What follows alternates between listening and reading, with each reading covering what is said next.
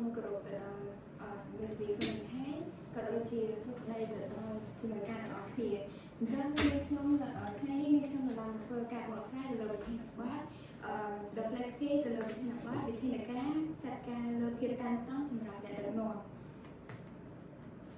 ចឹងមុននឹងឈានដល់ការបកស្រាយទៅលើវិធានបទយើងខ្ញុំនឹងធ្វើការបញ្យល់ទៅលើសភៅអញ្ចឹងសភៅនេះគឺខ្ញុំដកស្រង់ពីសភៅវិធានការចាត់ការលើភាពតានតឹងសម្រាប់អ្នកដឹកនាំនិពន្ធដោយលោក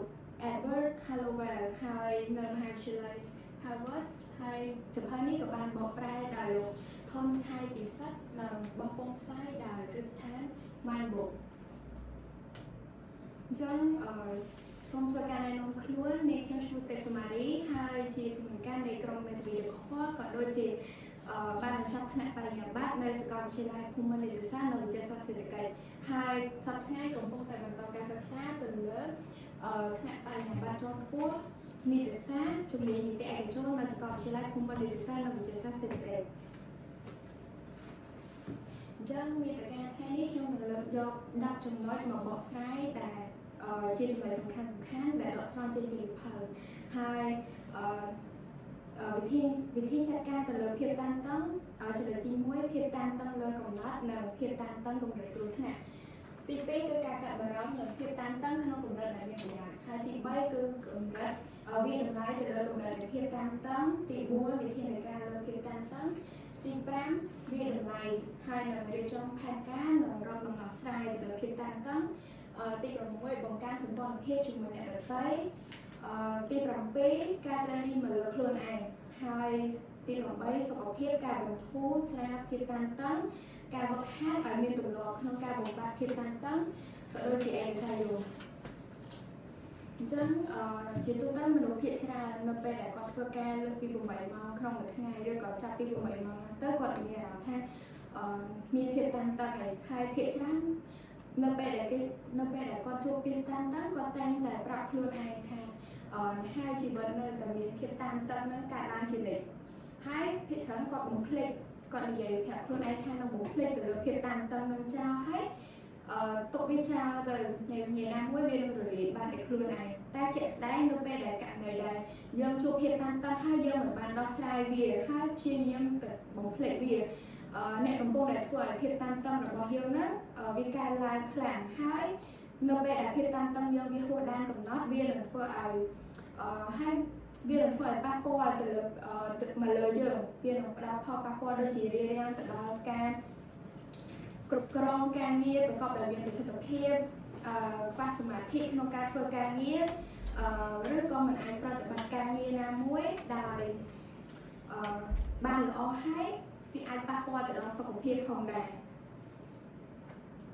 ចឹងភាពតានតឹងនៅក្នុងសភៅគេចែកជាពីរគឺភាពតានតឹងវិជ្ជមាននិងភាពតានតឹងអវិជ្ជមានចឹងភាពតានតឹងវិជ្ជមានហ្នឹង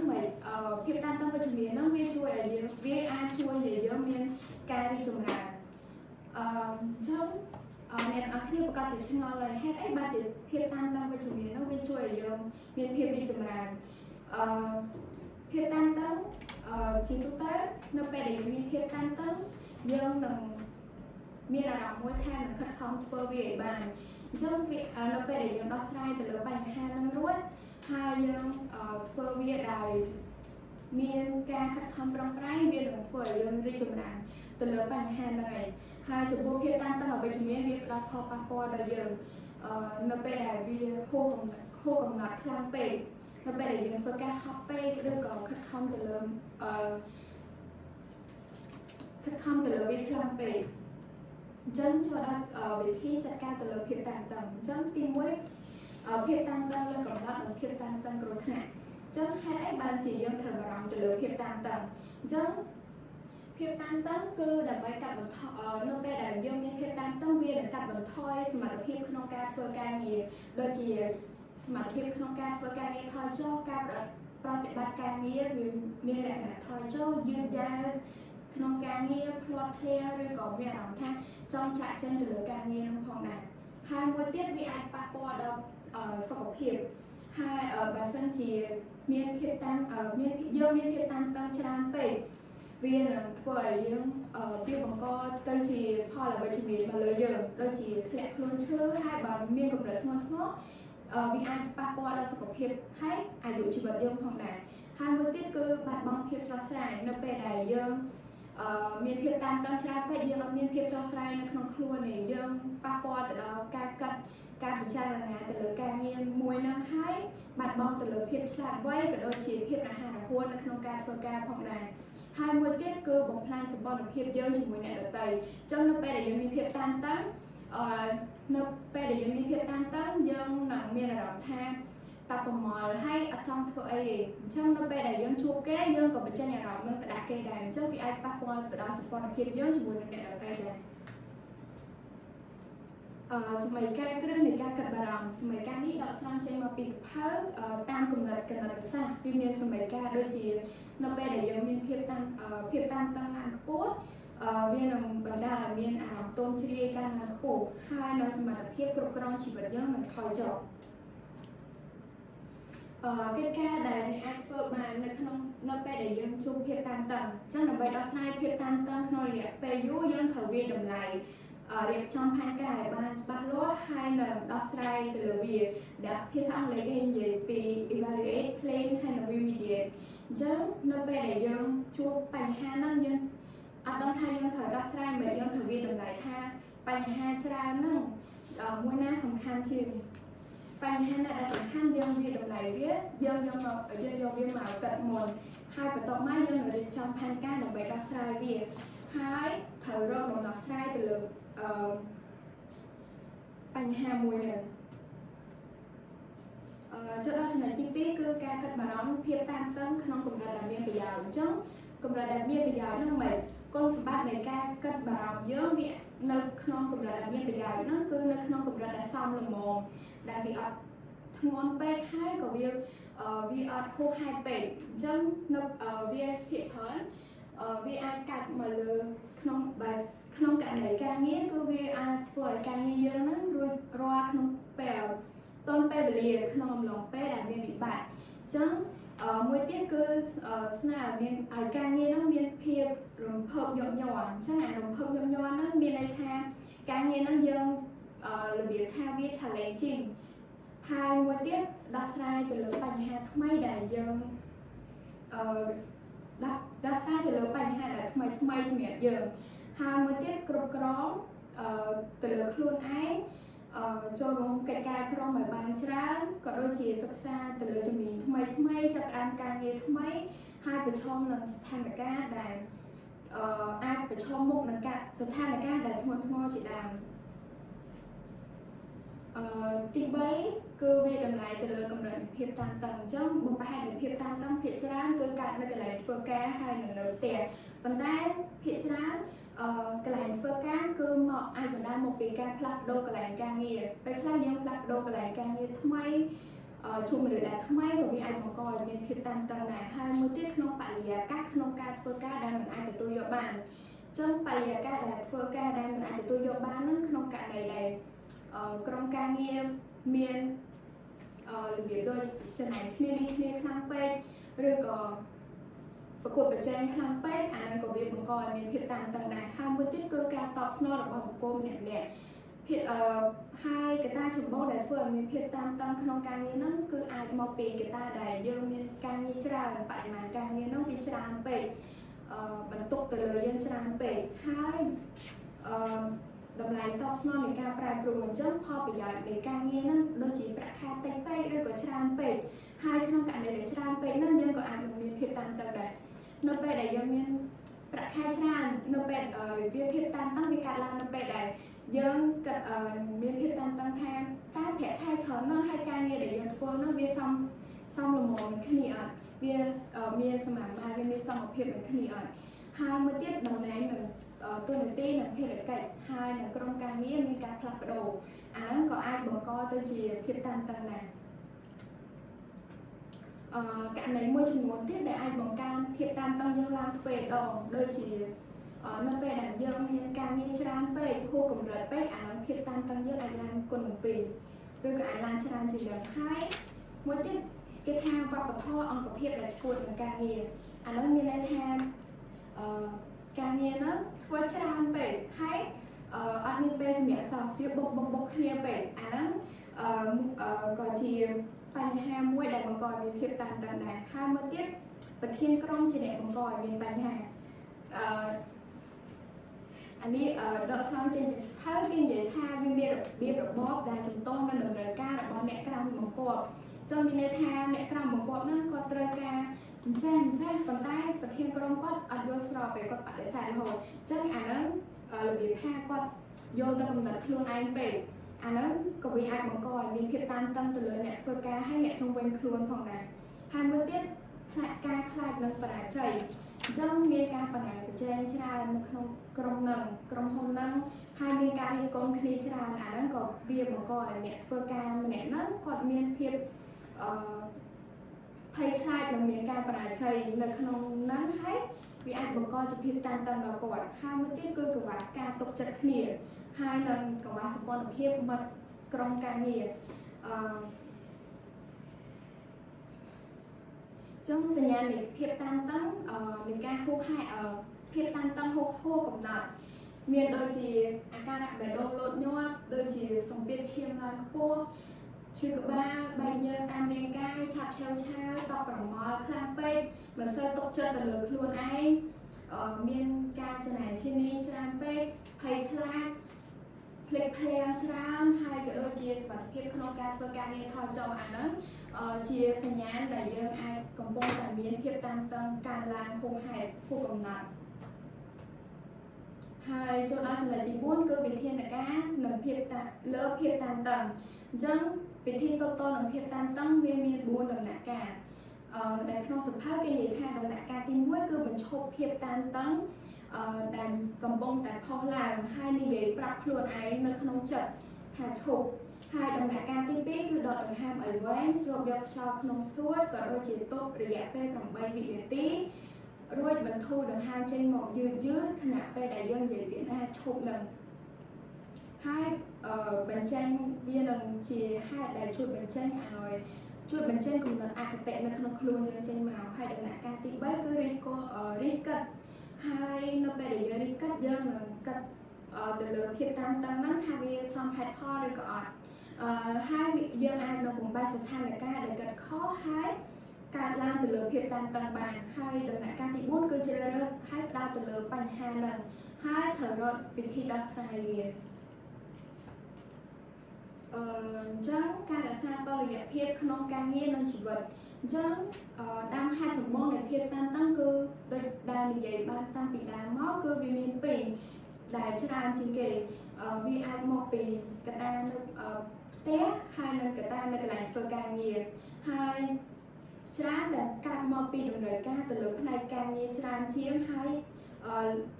វាអត់មានសមមាត្រនឹងគ្នារវាងកន្លែងធ្វើការហើយនិងជីវិតឯកជននៅពេលដែលយើង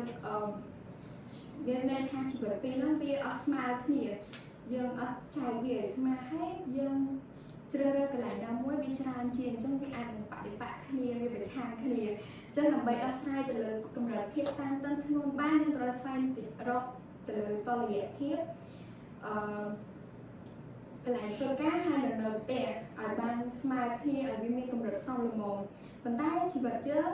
ត្រូវអញ្ចឹងយើងត្រូវចាំថាជីវិតឯកជនយើងហើយនិងជីវិតកន្លែងធ្វើការគឺត្រូវតែបំពេញឲ្យគ្នា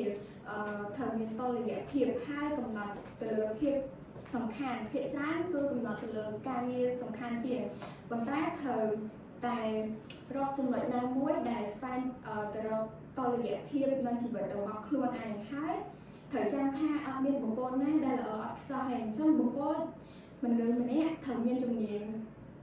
រៀងខ្លួនហើយចំណែកក្នុងការធ្វើការងារយ៉ាងសមរម្យវាអាចនឹងចុះសម្រុងជាមួយនឹងជីវិតយើងនៅក្រៅម៉ោងធ្វើការអញ្ចឹងយើងត្រូវរកតុល្យភាពឲ្យពីរនឹងឲ្យវាស្មើគ្នាហើយវិធីដែលអាចបំបត្តិភាពតានតឹងក្នុងកម្រិតធ្ងន់បានគឺបញ្ចេញគំនិតអវិជ្ជមានដែលមាននៅក្នុងចិត្តយើងហើយមួយទៀតគឺដកដង្ហើមចូលឲ្យវែងហើយបន្ធូរចេញមកដោយសន្សំពិចារណាទៅលើហេតុការណ៍ពិតប្រាកដកុំឲ្យគំនិតអវិជ្ជមានដែលយើងគ្រាន់តែគិតនៅក្នុងចិត្តហ្នឹងវាចេញមកប្រឆាំងជាមួយនឹងយើងហើយ វាបង្កជាភាពតានតឹងដល់យើងហើយនៅពេលដែលយើងជួបបញ្ហាយើងត្រូវដោះស្រាយវាកុំទុកឲ្យវាកើនឡើងហួសហេតុពេកហើយទី5គឺការមានតម្លៃរៀបផែនការនិងដោះស្រាយទៅលើភាពតានតឹងអញ្ចឹងដំណាក់កាលទី1គឺយើងវាតម្លៃវាតម្លៃយើងត្រូវស្វែងរកទៅ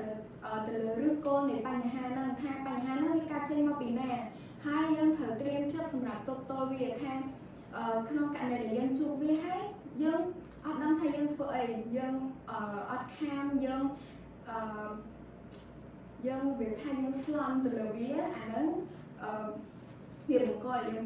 វាបង្កឲ្យមានភាពតានតឹងហើយមួយទៀតប្រើគំនិតដែលតាក់ទងទៅនឹងបញ្ហាហ្នឹងដោយមានភាពច្នៃប្រឌិតត្រូវកាត់ទៅលើគំនិតហ្នឹងត្រូវកែលម្អវាហើយក៏ដូចជាសាកល្បងប្រាប់ទៅមិត្តភក្តិយើងទៅខ្លះយើងប្រាប់ទៅមិត្តយើងគាត់អាចជួយបញ្ចេញគំនិតជួយស្វែងរកដំណោះស្រាយឲ្យយើងដែរហើយដំណាក់កាលទី2គឺរៀបចំផែនការត្រូវស្វែងរកការពិតកុំជឿទៅលើតែពាក្យចិញ្ចាមអារាមនៅខាងក្រៅកុំសម័យទៅខ្លួនឯងហើយគិតវាអញ្ចឹងនៅពេលដែលយើងគ្រាន់តែសម័យយើងគិតថាអាបញ្ហាហ្នឹងវាតានតឹងបាត់ហើយអត់ទាន់បានធ្វើវាផងហើយមួយទៀតរៀបចំផែនការដល់ជីវិតយើងហ្នឹងត្រូវយកចិត្តទុកដាក់ចំពោះខ្លួនឯងក៏ដូចជារៀបចំឯកសារទិន្នន័យឲ្យបានមានរបៀបរៀបរយគ្រប់គ្រងខ្លួនឯងហើយរៀបចំលំដាប់ការងារណាដែលសំខាន់បំផុតយើងយកអាការងារណាដែលសំខាន់បំផុតយកមកអនុវត្តវាមុនអញ្ចឹងនៅពេលដែលយើងនៅសល់ពេលធ្វើអត់ទាន់សំខាន់អញ្ចឹងវាអាចនឹងកាត់បន្ថយភាពតានតឹងយើងបានមកកម្រិតទៀតហើយដំណាក់កាលទី3គឺដោះស្រាយអញ្ចឹងចាប់ផ្ដើមធ្វើឲ្យបញ្ហានោះវាប្រកបវិជ្ជាបន្ទាប់ពីវាតម្លៃហើយរៀបចំផែនការហើយដោះស្រាយហើយហ៊ានបន្ថយក្លាហានទៅលើឧបសគ្គនឹងហើយបន្ថយទៅលើអាហ្នឹងហើយសាកល្បងធ្វើវាទោះបីជាយើងគិតថាអាហ្នឹងយើងនៅតែ fail តែយើងអាចសាកល្បងធ្វើវាសិនកុំអីអត់ទាន់បានធ្វើផងយើងគិតថា fail ហើយអាហ្នឹងវាបង្កភាពតានតឹងយើងមុនបាត់ហើយមួយទៀតត្រូវបន្លែងបញ្ហាបើក្នុងករណីដែលបញ្ហាហ្នឹងយើងដោះស្រាយអត់បានទេហើយយើងបានសាកល្បងព្យាយាមធ្វើវាហើយអញ្ចឹងចាំបាច់ត្រូវបន្លែងវាកុំ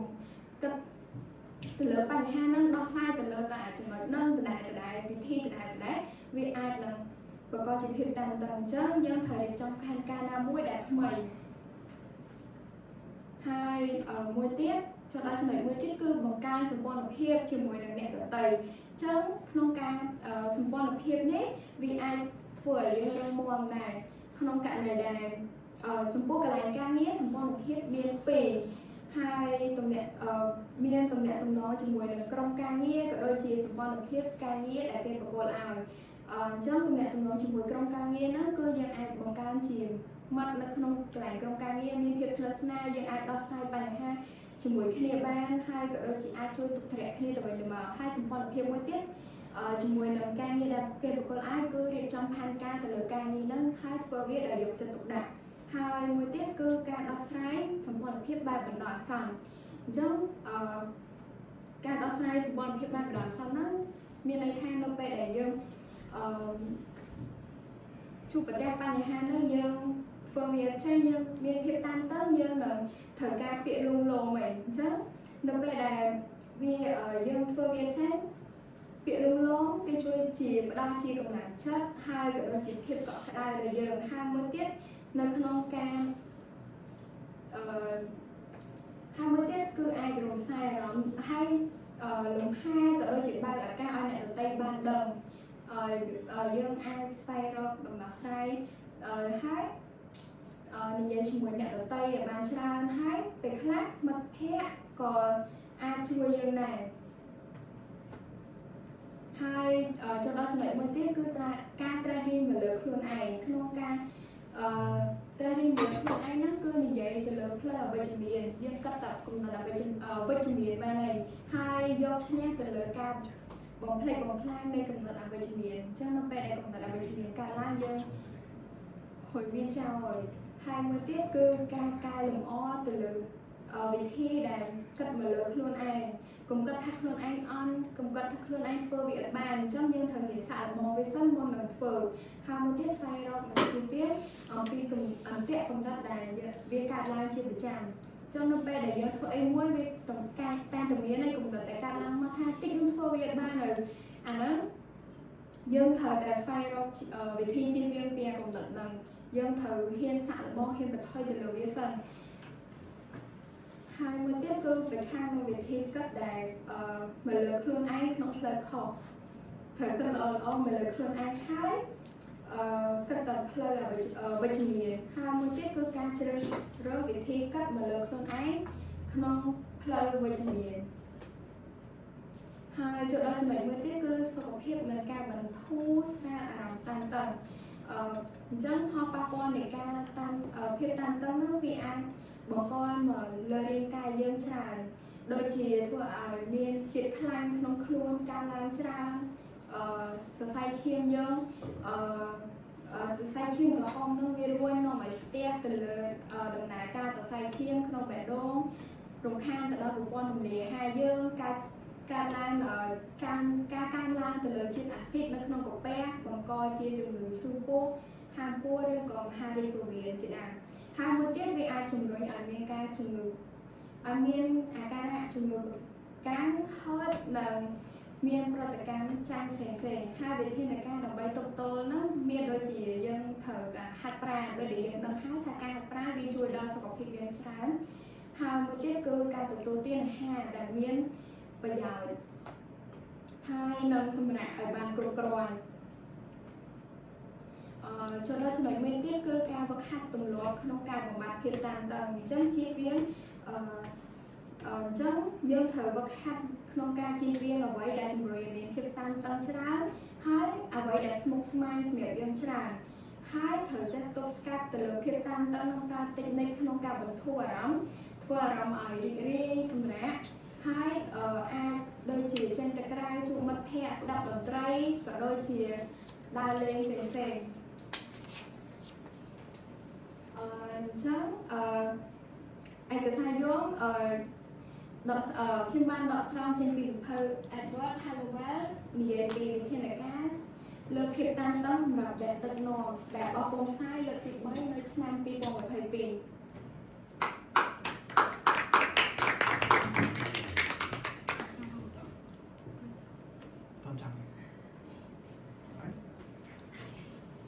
យកមិនដែរគេអត់នេះយកយើងឃើញដាក់ខាងនេះច្រើនពេកអត់បានមកបានណាចាប់តាំងហ្នឹងអត់តែការមានអីយកទៅមិនដែរអាបត់នេះវាច្រើនពណ៌ហើយយើងមកសង្ខេបជាប្រមាណ